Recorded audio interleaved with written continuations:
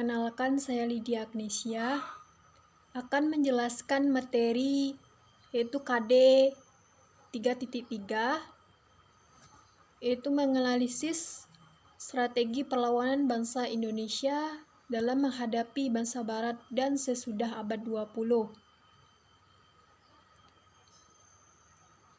Kemudian slide yang pertama terdapat latar belakang datangnya Portugis dan Spanyol. Yang pertama, adanya pertentangan dengan Turki.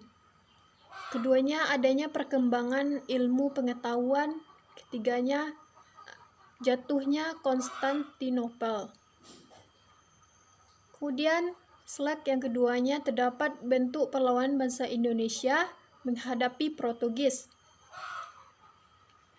Yaitu terdapat perlawanan bangsa rakyat Tanah Rancong atau Aceh. Kedua, adanya serangan Adipati Unus di Melaka.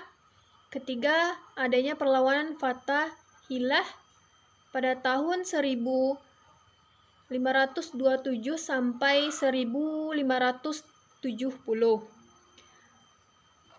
Kemudian, adanya perlawanan rakyat Ternate. Lalu slide yang ketiganya terdapat bentuk perlawanan bangsa Indonesia terhadap Spanyol, di mana di dalamnya terdapat adanya perlawanan di Minahasa. Lalu adanya bentuk perlawanan terhadap Belanda atau Volk, di mana di dalamnya terdapat perlawanan Sultan Nuku sang ahli strategi perang. Kemudian adanya perlawanan Sultan Agung, perlawanan Banten, perlawanan rakyat Makassar, perlawanan Raden Mas Said menghadapi Volk. Lalu slide yang ketiganya terdapat perlawanan Indonesia dalam menghadapi pemerintah Hindia Belanda, di mana di dalamnya terdapat perlawanan Kapitan Patimura, Perang Padri, Perang Diponegoro, Perang Banjarmasin, Perang Puputan di Bali, Perang Sisingamangaraja, Perang Aceh. Pertama, Perang Padri, di mana Perang Padri ini memicu di Minangkabau, yang dimana dipelopori oleh para ulama yang pulang dari Mekah, yang mendapatkan dukungan yang besar dari masyarakat Minangkabau. Kemudian Perang Banjar. Perang Banjar ini bermula pada tahun 1859 sampai 1905 yang memuncul sejak kedatangan Belanda ke Tanah Banjar, yang kemudian memonopoli perdagangan pelada dan bahkan ingin menguasai kerajaan Banjar dengan politik divide et impera. Kemudian Perang Diponegoro. Perang Diponegoro dilatar belakangi terjadinya Perang Diponegoro adalah pada pertengahan Mei 1825 Masehi, di mana pemerintahan Belandanya yang menginstruksikan pembangunan jalan dari Yogyakarta ke Magelang lewat Muntilan mengubah rencananya dengan membelokkan jalan melewati Tegal Rejo, yakni melintasi makam leluhur Pangeran Diponegoro. Kemudian Perang Bali. Perang Bali adalah suatu masa-masa yang sulit dalam hubungan antara Belanda dengan kerajaan di Bali, di mana masa sulit itu dikarenakan adanya hukum tawan karang, maksudnya adalah hak dari Bali untuk merampas perahu yang terdampar dari pantai wilayah kekuasaannya. Lalu Perang Aceh.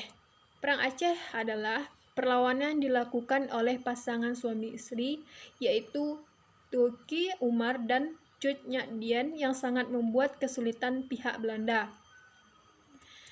di mana pada bulan Februari 1878, di mana wilayah darat mendapat serbuan yang sangat hebat dari pasukan Belanda dengan bantuan tembakan meriam-meriamnya. Kemudian adanya pertempuran yang meluas di wilayah laut, sehingga Teuku Umar dan Cut Nyak Dien serta pasukannya berusaha untuk melakukan pertahanan diri dengan gigih.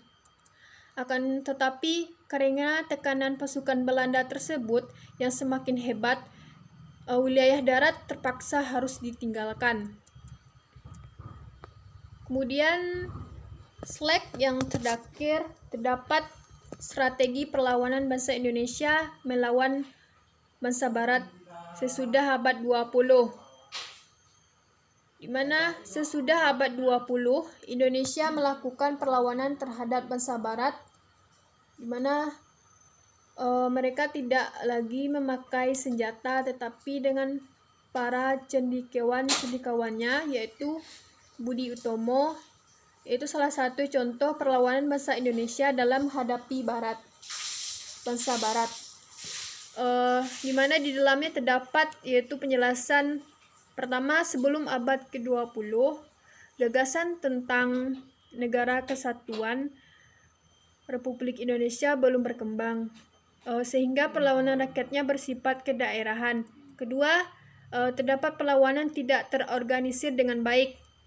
Ketiganya, perlawanannya dipimpin oleh tokoh masyarakat yang karismatik dan disegani oleh masyarakat. Keempatnya, perlawanan lebih mementingkan perjuangan fisik. Kelimanya, masyarakatnya berjuang bukan untuk Indonesia merdeka, tetapi bagaimana cara mengusir penjajah dari daerahnya masing-masing.